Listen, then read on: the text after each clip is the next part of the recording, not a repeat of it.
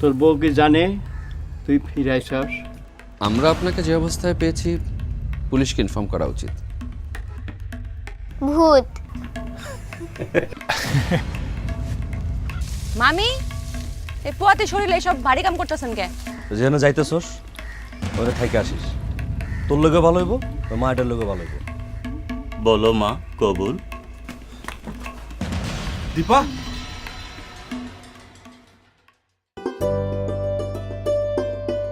আকাশে কহে তারে আগলে রাখো, বাতাসে কহে তারে যতনে ঢাকো, মাটি কহে তারে ব্যথা দিও নাকো, বাদল কহে তারে ভালোবেসে থাকো, ফুল কহে তারে টোকা দিও না গো, ফসল কহে তারে সবুজে রাখো, অরণ্য কহে তারে ছায়াতে মাখো, জীবনের জয় গানে জীবন গো,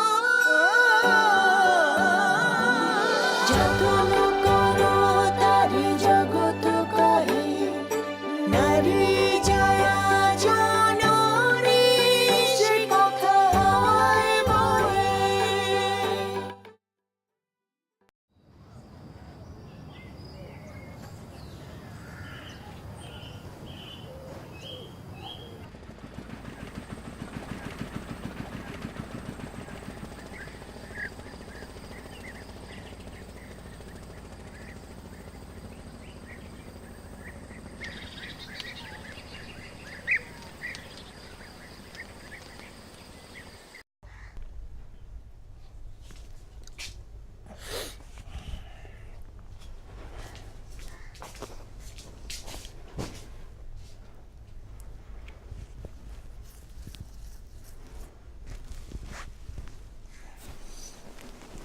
কই আছিলা?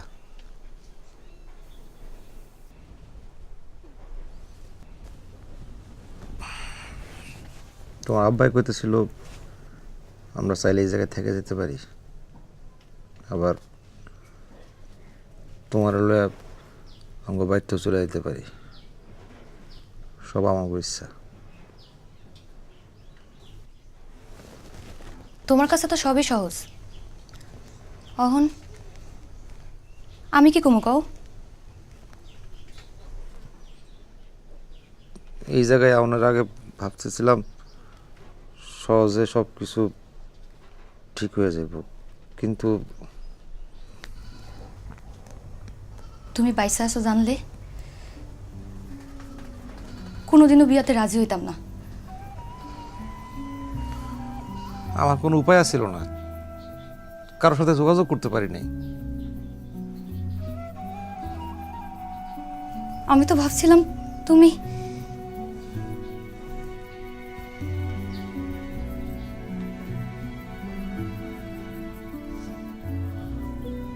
তোমার যা ভালো মনে হয় তাই করো।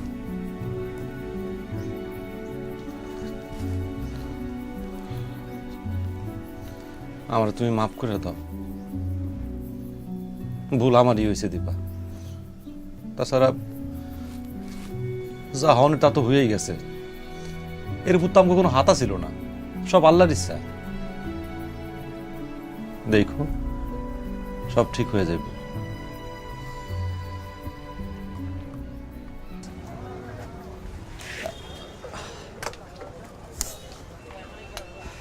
কিরে, আজকাল আমারে দেখা তুই লুকায় লুকায় থাকস? হ্যাঁ শফি ভাই, হয়েছে কি মানে কইতেছিলাম কি, ওই মাছের সিজন তো এখন। তুই তো এই চিন্তা মরা হয়ে গেছিস গা। হ্যাঁ বয় বয়। আরে আমি কি হাসাই টাকা চাইছি? হ্যাঁ আমি তো তোর সাথে ফাইজলামি করলাম। ও আচ্ছা, শুনলাম আমজাদ নাকি আইছে? হ, ওই হারামজাদা যে কি করে, এখন তো বাড়িতে নাই, শ্বশুরবাড়ি গেছে বউর কাছে।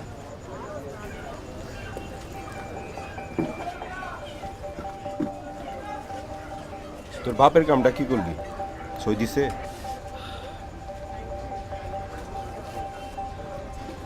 আব্বাই তখন আগডুম বাগডুম করতেছে। এর ভেতরে গদুর উপর বিস্ফোরা হইয়া আমরা দেশে হাজির হয়েছে। ইস, ও যদি আর কটা দিন পরে আইতো, আমি কিন্তু কামটা গুছাই লইছিলাম। আইসে আইসে আর ঘরে ঢুকতে দিবি না।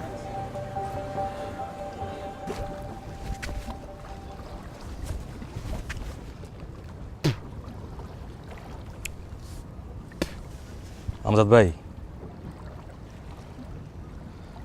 তোর না আরো আগে আমার কথা ছিল, দেরি করলি কে?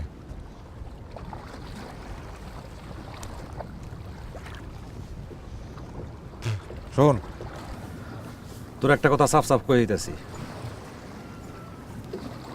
আগের হিসাব নিকাশ সব শেষ। জানি সব কিছু ভুলে যাওয়াই ভালো। আমি খালি একটা কথা জানাই রাখি, পুলিশ কায়কোবাদে ধরে লয়ে গেছে। মহাজন এখন আর ওই কামে নাই, সব ছেড়ে দিছে।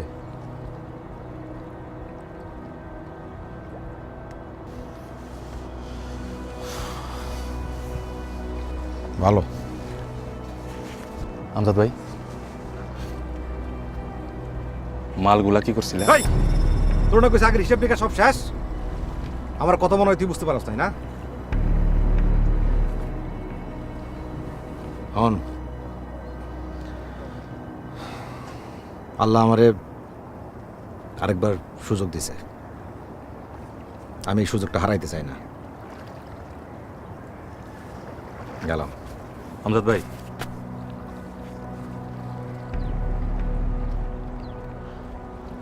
কেউ জানে বাইসা থাকতে পারে না। আমারে দেখো, তোমার না আরেকবার সুযোগ মিলছে, কিন্তু আমার এই এসব ফা ফাসাল শুনতে ভালো লাগে না, বুঝছাস? আইসি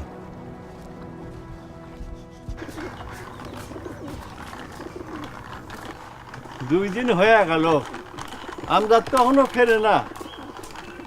ও কি আমার মুখে চুনকালি মেখাইব?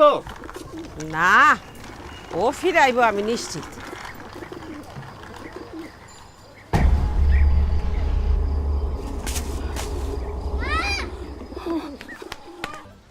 বিশ্রাম নেওয়ার কথা যেন মন থাকে, বিশেষ করে এই পথি সময়ে দিনের বেলা কমপক্ষে 2 ঘন্টা বিশ্রাম নেওয়াই লাগবে। নেই তো, সেদিন আমার অবস্থা দেখে তোমার দাদাই তো একদম ঘাবড়ায় গেছে। এখন থেকে সংসারের কামকাজ হে অর্ধেক করে। বাহ, ভালো তো। আজ তাহলে আসি বৌদি, ভালো থেকো। আর মাত্র কয়টা দিন বাকি।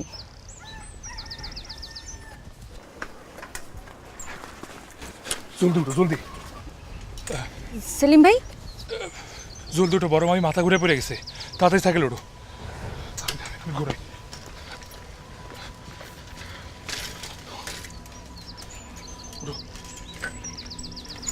আচ্ছা দাঁড়ান।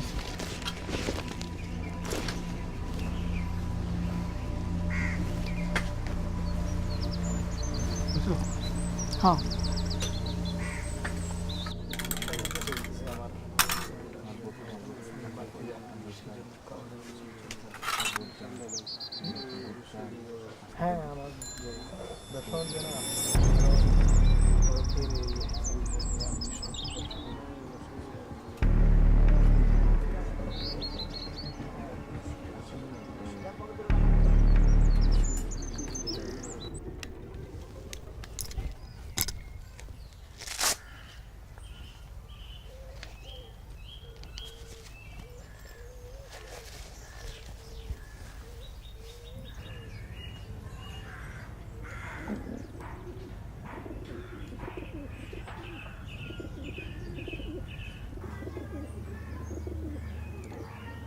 মামির তো রক্ত শূন্যতা আছে বলে মনে হইতেছে। ও কিছু হয়নি, খামাখা যত সব ঝামেলা। কিছু হয় না ঠিক না, শোনেন না, মানুষের রক্তে এক ধরনের জিনিস থাকে, হেডারে কয় আয়রন। মার প্যারের মধ্যে বাচ্চা মায়ের রক্ত থেকে আয়রন নেয়, এর লেগে পোয়াতে গেলে মায়ের রক্ত শূন্যতা হয়। আর এমনি সময় থেকে পোয়াতে গেলে একটু বেশি খাওয়ান দাওয়ান লাগে। ও কি কামলার বউ যে ঠিক মতো খাওয়ান দাওয়ান পায় না? ঘরে খাওয়ান ঠিকই থাকে, কিন্তু হে মনে ঠিক মতো খায় না। ভাত তো ঠিকই খায়। নানি, ভাত তো শুধু এক ধরনের খাওন। কেউ যখন পোয়াতি হয় তখন তারে ভাত ছাড়াও শাক পাতা সবজি, তার সাথে মাছ মাংস ডিম দুধ এগুলোও খাওয়াইতে হয়। কি জানি, আমি যখন পথে আসছিলাম তখন এইসব ঈদের খাওয়ান লাগে নাই। ঈদের খাওয়ান লাগে না নানি, সঠিক খাবারটা একটু বেশি পরিমাণ খাইলেই হয়, তাহলে পেটে বাচ্চা ঠিক মতো বড় হইব। বেশি খাইলে তো বাচ্চা মোটা তাজা হইব, তখন হওনের কালে কষ্ট হইব। ধারণাটা ভুল। বরং ঠিকঠাক খাবার না খাইলে বাচ্চা মা দুইজনই মারা যেতে পারে। আজ তো উনি মাথা ঘুরায় পড়ে গেছে, কালে আরো বড় অঘটন করতে পারে। আমার বউ বাচ্চা নিয়ে এত লম্বা চড়া লেকচার দেওয়ার তুমি কে? আমার মা তো বাচ্চা কম জানে? হে মা হয় নাই? যেটা সত্যি আমি হেরেই কইতেছি মামা। এই, আমি তোমার কিসের মামা? হ্যাঁ, কোন কালার মামা আমি তোমার? আমি তর্ক করতে চাই না, মামিরা যদি একটু চেক আপের লেগে নিয়ে আহেন। কোনো হানে যাওয়া লাগবে না, তুমি যাও, তুমি যাও, তো বের থেকে যাও।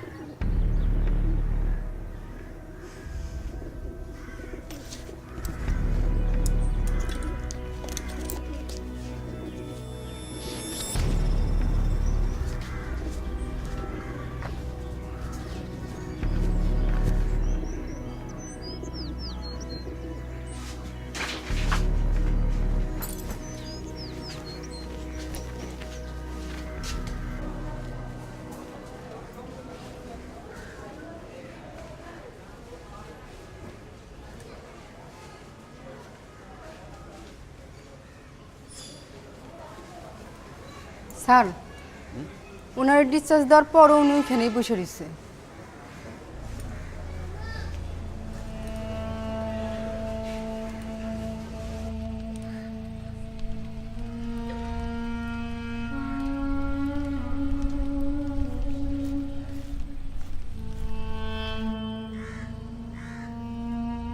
মৌসুমী,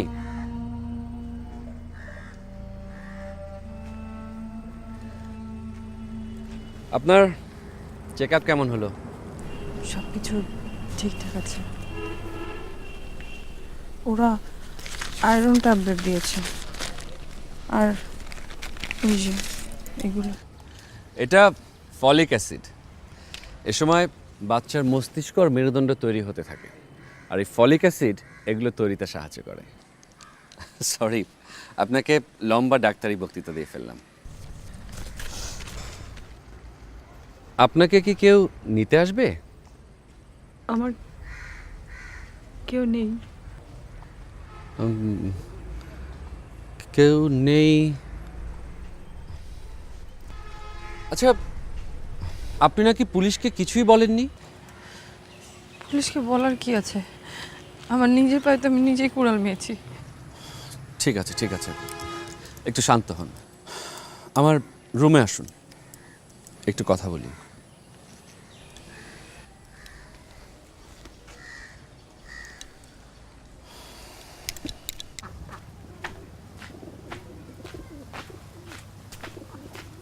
আব্বা, দলিলে কি সই করছেন?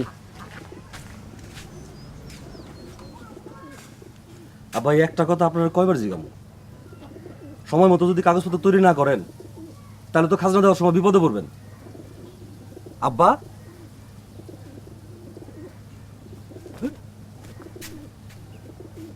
আব্বা, ও আব্বা, আপনার লেগে কটা পিঠা বানাই আনছি।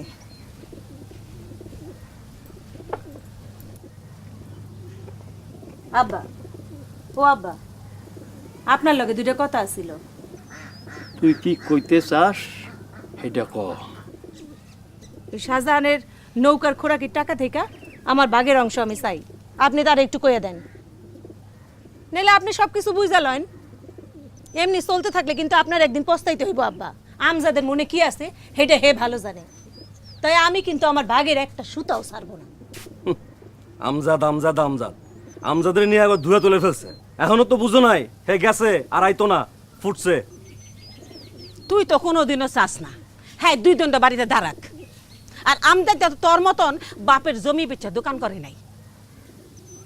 এই শাহজাহান না থাকলে বুড়া বসে কই ভাইসা যাইতা।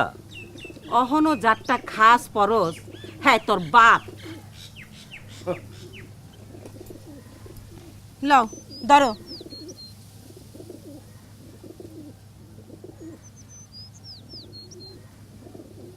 এমনি মটকা মেরে পড়ে থেকে কয়দিন পারবেন? লেগা পোলা মাইয়ার মধ্যে কার্য লাগামু। অহনো কি শান্তিতে রাখছেন? সম্পত্তি ভাগ হয় নাই, হেলেগা হেরা অহনো জালের ফাঁসের লাখন জোরাজুরি করে আছে। সম্পত্তি ভাগাভাগি করতে গেলেই গিট্টু সুইটা যাইব।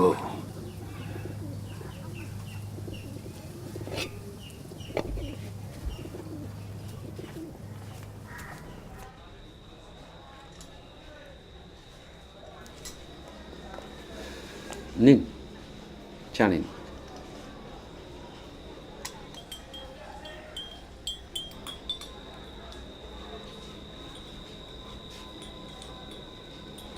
আপনার গলার ওই দাগটা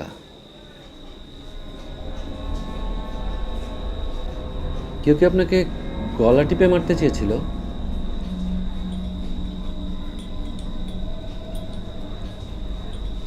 কে সে? আমার হাজবেন্ড।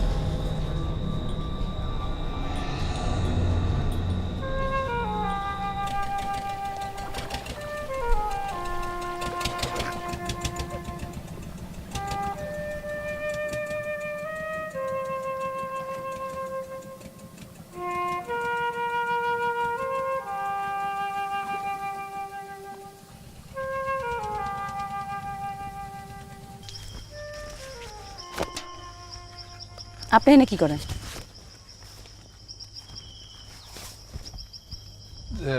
দেখো কলি, এই তোমারে কেউ তিতা কথা কইলে আমার খুব কষ্ট লাগে। আর বুঝো তো আমি তো আউলা আছি, মানে ওই কথাবার্তা ঠিক গুছাই করতে পারি না। শাহজাহান মামা ওই দিন তোমার অনেক কথা শুনেছে, আমি তার হয়ে তোমার কাছে ক্ষমা চাই।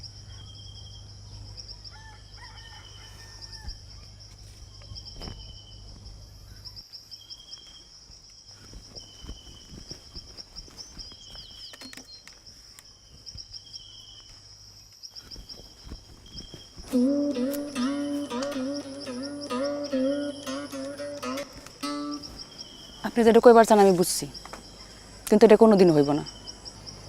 এটা আপনিও জানেন, আমিও জানি। কেন হইব না? আমার বাপ আপনার মামার সম্পানে কাম করে, বড় মামা জানলে। দেখো কলি, দেখেন সেলিম ভাই, আপনি হনেন থেকে যান, কেউ দেখলে কান কথা উঠবো।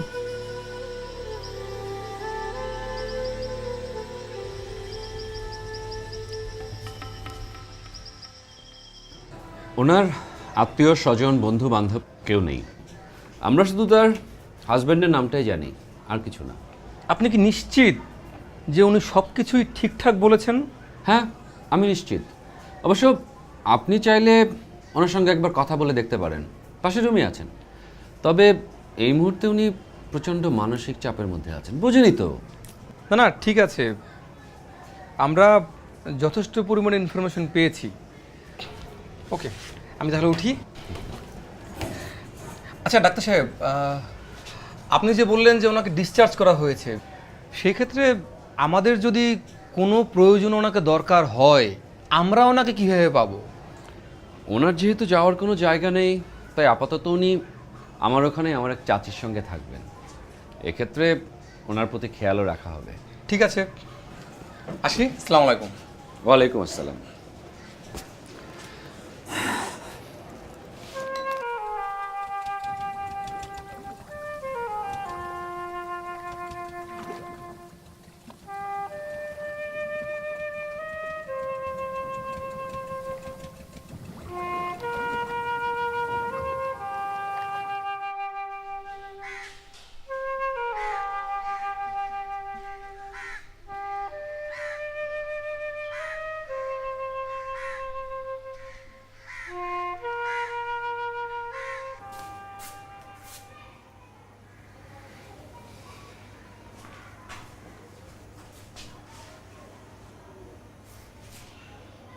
চাচি, উনি মৌসুমী, খুব অসুবিধায় পড়েছেন। আপনার সাথে কয়েকটা দিন রাখতে পারবেন না?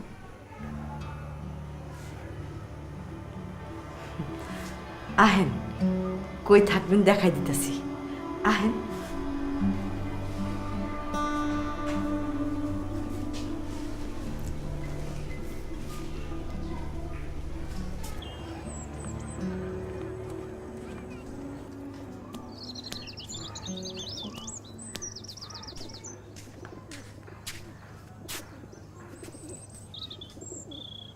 দেখি চোখ বন্ধ করো, চোখ বন্ধ করো।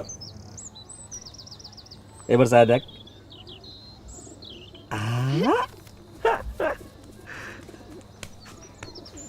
দাদি সুন্দর না? খুব সুন্দর।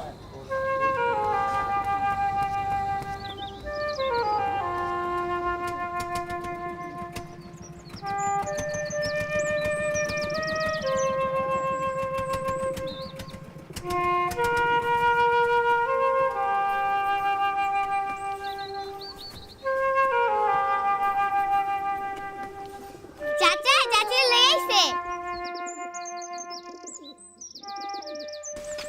এটা হলো বাড়ি, বুঝছো? এই পুরোটা হচ্ছে আমার সীমানা। মনে করো এই জায়গা থেকে শুরু কইরা এই পুরাটা। দাঁড়াও।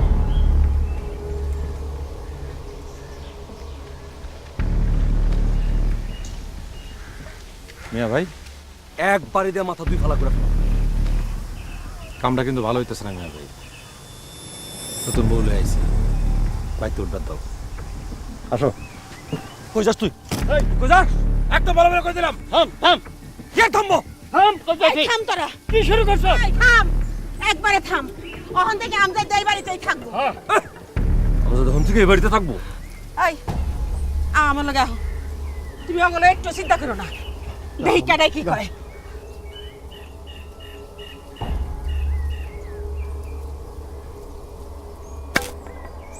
আমিও দেখালাম, ওই বাড়িতে কেমনে টিকে।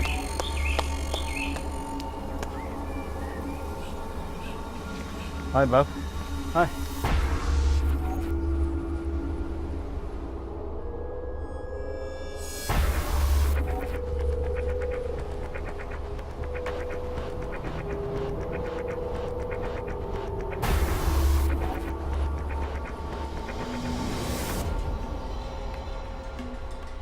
এতক্ষণ আমরা দেখলাম নাটক উজান গাঙের নাইয়ার তৃতীয় পর্ব। একজন গর্ভবতী মাকে কেন ফলিক অ্যাসিড এবং আয়রন ট্যাবলেট খেতে দেওয়া হয় সে বিষয়ে আমি নাবিলা কথা বলবো মৌসুমী চরিত্রের অভিনেত্রী মৌসুমী হামিদের সাথে। কথা হবে একজন গর্ভবতী মায়ের সাথে এবং জেনে নেব এ বিষয়ে একজন বিশেষজ্ঞ ডাক্তারের পরামর্শ। আর নাটকের পরে আয়োজনটি দেখতে আমার সঙ্গে যোগ দিন আগামীকাল বুধবার বিকেল 3:40 শুধুমাত্র এটিএন বাংলার পর্দায়।